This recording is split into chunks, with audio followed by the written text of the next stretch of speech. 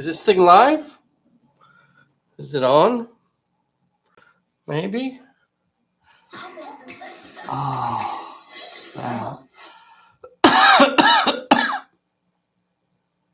D.W. Low. Scott is on here. Very cool. That looks frozen. Why am I frozen? That's bad. Let's not have the pages having a problem. Are you kidding me? Oh my God.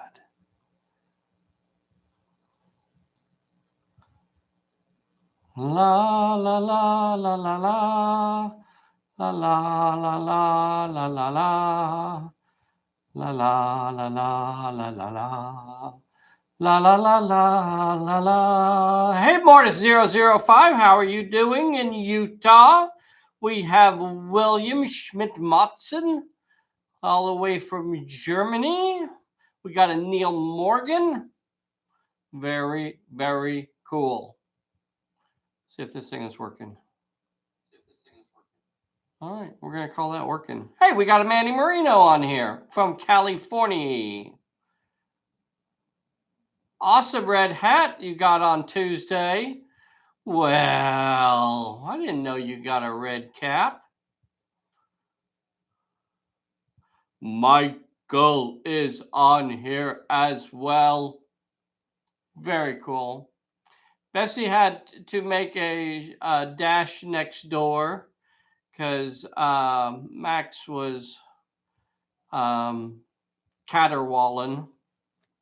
So she felt like she needed to run next door and see if she could quiet him down. So I got a bunch of cool rules questions we're going to go over tonight. And then I also thought it would be fun if I poured some goo in this box. So I'm going to try and do that live. It is a feat that has never been attempted before, as far as I know, on live television. So, you know, this could be a televisual first. So I've got this rubber goo, and I'm making a mold here. So I've got the base here. I'm going to pour the catalyst in, and we'll mix it up. And then we're going to make a mold. So I have these extra parts here for using with the pyramid. I'll tell you a secret, though. The first project that I'm wanting to do with it is actually not going to be a pyramid, but it's going to be more of a temple looking thing, but I'm going to use these pieces for it. I don't want to say too much about it because it's kind of it'll be fun. I want you guys to see it as we work on it a little bit. So it looks like it's almost 8 o'clock. Let's see, who else do we have on here? Robert Reynolds, thank you so much for joining, sir. Thank you so much for joining. Hey, Scott's on here. Scott. Up Vermont way, New Hampshire, somewhere up in there. Just about 15 seconds and we'll go into our official greeting.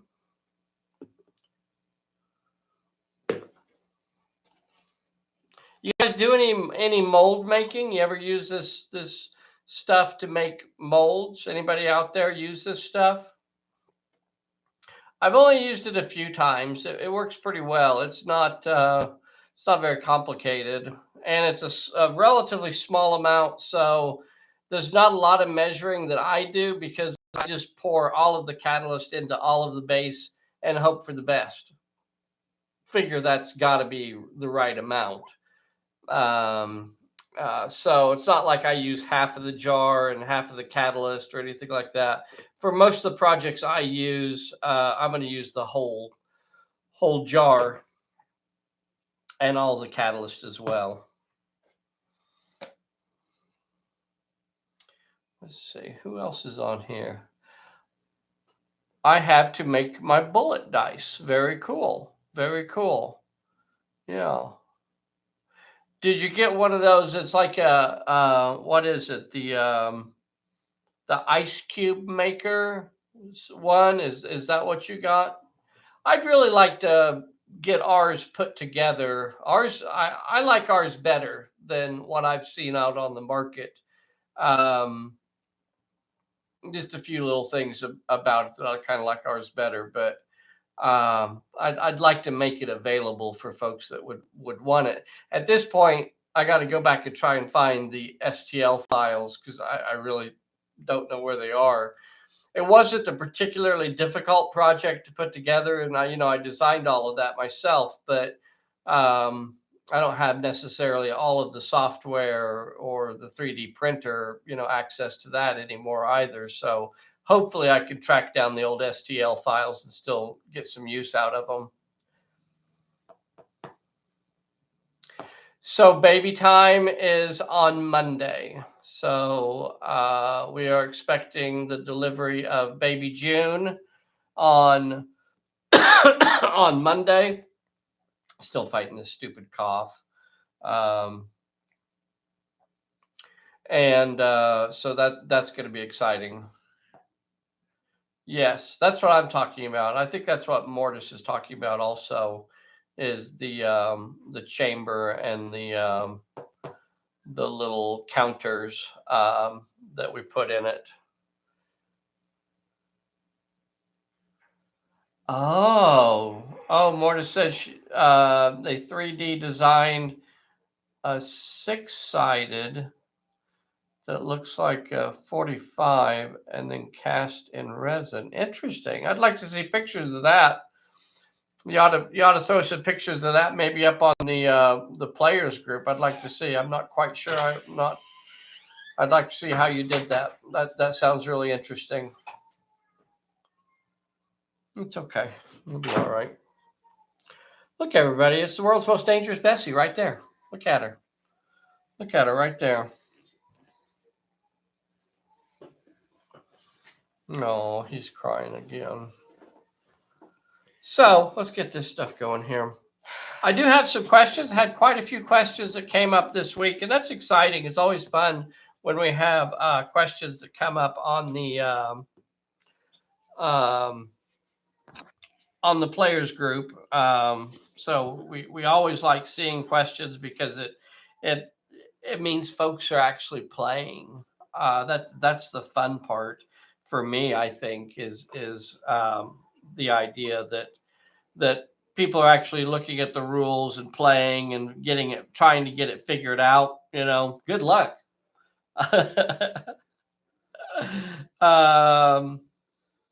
So there were a few questions, and I'm gonna go through them today as I get ready to pour. See how this works.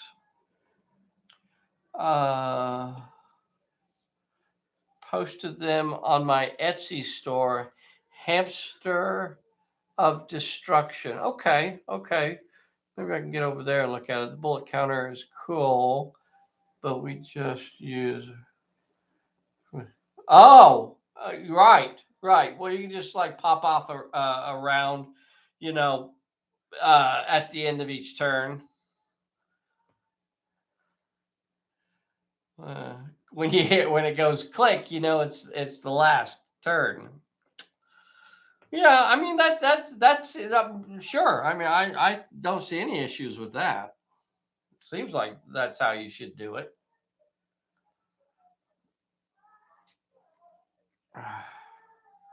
Oh, poor little guy. Poor little guy. All right, well, let's see what kind of questions do I have here that I can share with you guys today.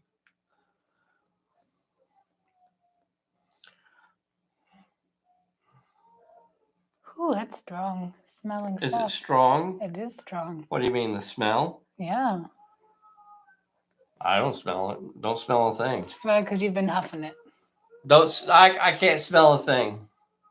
Smells like. Do you want me to read off a question? Yeah. Does anybody use 15 millimeter miniatures for Pulp Alley? And if so, do they reduce the distances and things like that? And we have definitely played Pulp Alley using 15 millimeter miniatures, and no, we don't change a thing. There are folks that will, and so I guess it really just gets down to how you want to do it. You have to remember that the distances are kind of tied into the deployment zones, are kind of tied into the placement of the plot points and all that sort of thing. So if you're going to apply an adjustment to if you're going to apply adjustment to the movement, then you pretty much have to kind of place that adjustment throughout the whole system. Again, I don't.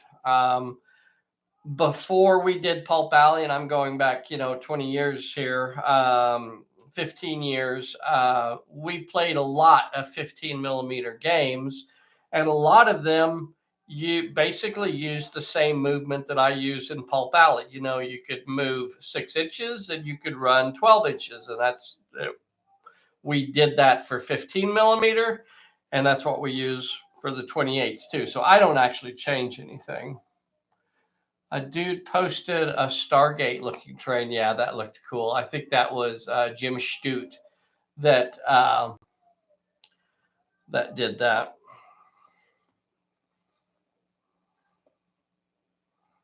Let's see how this looks here. Bessy, are you excited about the arrival of June? Yeah, very excited.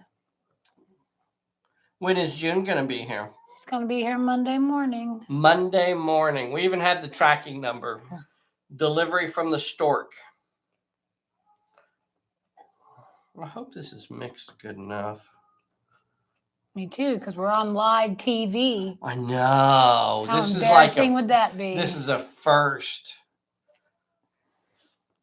It doesn't feel like it's pink enough. Feels like it should be pinker. Maybe it'll get more pink as it dries or something. But I feel like I should stop working with it and start trying to get it in there. Yeah. Okay. All right. Switch me to camera.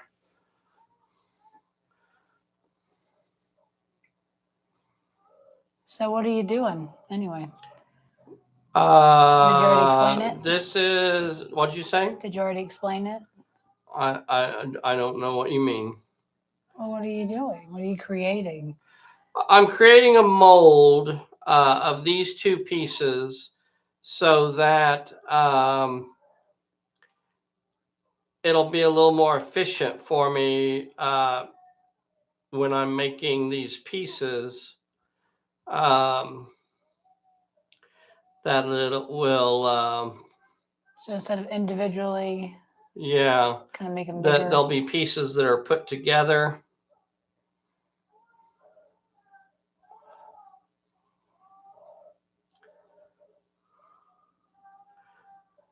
Now this is gonna self-level. But I am going to try and get a little bit of vibration in it to try and hopefully break up. See, that took the whole thing. That took everything that I had in there to fill that up. So that's normally what I do, is that I know, one jar of this is going to pretty much cover everything that I have to do.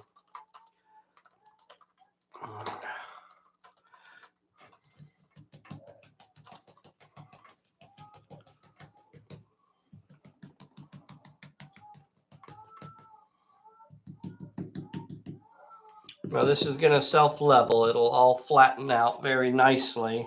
And that's basically it. And then once that hardens, and it'll take 1 to 2 hours or so for it to really set up nice. And then I can pull it apart. The silicone rubber mold, and this is this amazing mold rubber is what it's called. I don't know. It was recommended to me by a buddy of mine that does a lot of this sort of stuff. So it's what we have used when we do this.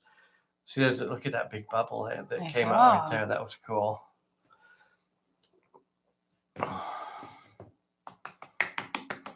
And you're just using Legos? Yeah. So I use these Lego pieces to create the mold area. So this is like a small example of what I do. And then I'll put tape on the inside of it to cover up those cracks. And then the last thing I do is I use some clay to fill in, around the edges and things like that, around the corners and along the edge and at the bottom and that. At the very bottom is a sheet of glass. So there's a piece of glass at the very bottom that the Legos sit on, and that creates the mold. And then the piece is glued in there. So when I pour that in there, and then when I pull that mold out of there, there will be a cavity where that piece is, and then I can use that cavity to fill in the plaster, so I can make multiple copies of that piece over and over again. So Where'd really, you get the do what? Where'd you get the mold stuff? This? Amazon? Yeah, this is something I ordered. Now, this is available at a lot of your hobby stores like Michael's or Hobby Lobby, and places like that will carry something like this or something similar to it. Pretty low end mold stuff. You can pay for more expensive stuff, but this works pretty nice for what we want to do. Let's get to other questions that we have here. Is there a video about using bursts? Gregory was asking about using SMGs for his characters, and I thought that was a really good question, because I don't remember there being a video that we've really talked about bursts in. So that might be a video that we ought to do a tutorial for, to talk about how to use bursts. And if there is, it's probably from a long time ago. Yeah, probably an old one that needs to be retired. Maybe. But as far as using submachine guns for your characters, if you have somebody that has a piece of equipment on the model and you want it to be represented in the character's profile, then it's really about picking out the ability that you want that to represent. So in other words, you could pick out burst fire to kind of represent that the character, likes to pepper, an area. You could go with the long burst or the short burst, depending on what level the character is. Just that has kind of a spray and pray sort of, method. You can also just give them the marksman ability that gives them a +1 on their shoot, and that could represent, just an increase in their firepower. And they use it really as more like an artist to pop, pop, pop, short little bursts rather than just spraying out a lot of bullets. So it's really cool. It gets down to my belief that not every character uses the same weapon the same way. So in other words, when you give a character a whip, it doesn't suddenly imbue them with X, Y, and Z ability. The whip does not give you the ability to disarm opponents. Very few people can actually do that with a whip anyway. The whip does not give you the ability to swing from logs and things like that. Instead, that is actually the character that is capable of doing those things. And, the whip is kind of there to explain it or to help, kind of show it. But, not every character that's carrying a whip is going to do all the same stuff. And that goes down all the way through to like an SMG. Not everybody that picks up an SMG is going to be able to do the same thing with it. It's sometimes people that aren't really familiar with that sort of thing are going to be more danger to themselves possibly than to other people. What's Robert saying there? Trading station game had plenty of bursts, as I recommend. The trading station scenario, yes, it had quite a few bursts. It had a couple gun emplacements that allowed you to pop out bursts as well. So yeah, trade war scenario. Yep, that was it. Yep, that was it. So, and that question pops up every so often, especially with new players. And it's one of those things that kind of separates Pulp Alley from a lot of those other sorts of games where it's an opportunity for the players to really make those decisions. Somebody says, well, how am I supposed to design a werewolf? Well, you pick the abilities that you think a werewolf has, and then that's your werewolf. How do I create a robot, with a peg leg and a laser for an eye? Well, you pick out the abilities that fit the character that you want to have.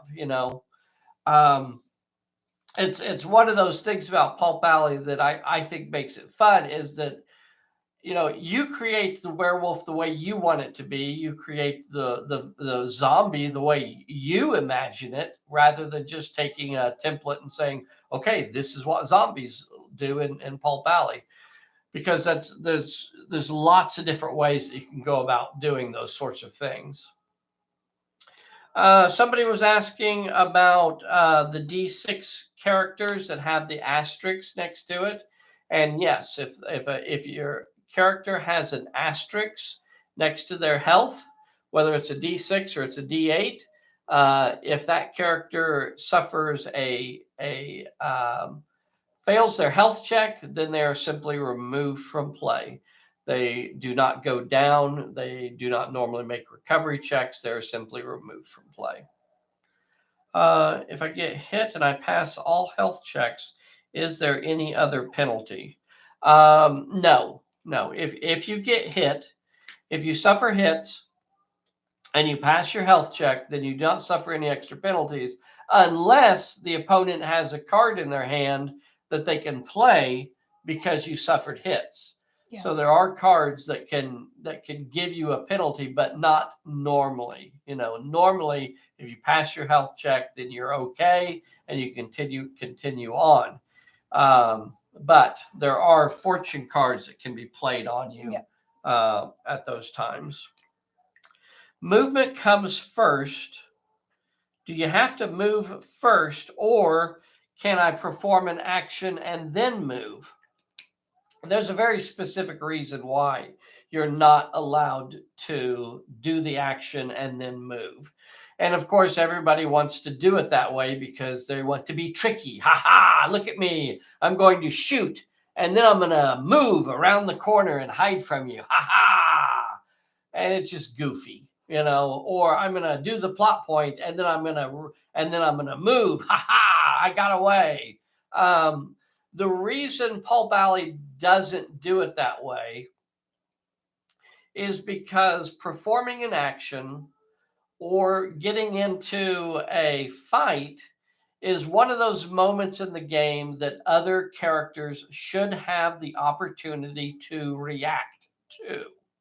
So that means you've reached one of those points in time where it's going to, you have committed to that action, you have committed to that fight, you're right, and the character is going to be, at least for that moment, in a position where other characters can then react to them. And that's why whenever you perform an action, or whenever you are in a fight, your activation ends after that. That's actually a rule in the game that says after you perform an action, your activation ends. After you're in a fight, your activation ends. So there is no fighting and then moving. And it's actually done for very logical and game balance reasons, so that characters don't do those goofy things like, aha, I'm going to shoot and I'm going to run around the corner before anybody can react. Because in the movies and in stories in real life, that's not the way it works. There's going to be a little bit of an opportunity for the other side Absolutely to react not. to They them. don't react at all. Yeah, that would be goofy. So that's why moving is the first thing you do. You always have that opportunity to move right there at the start of your activation.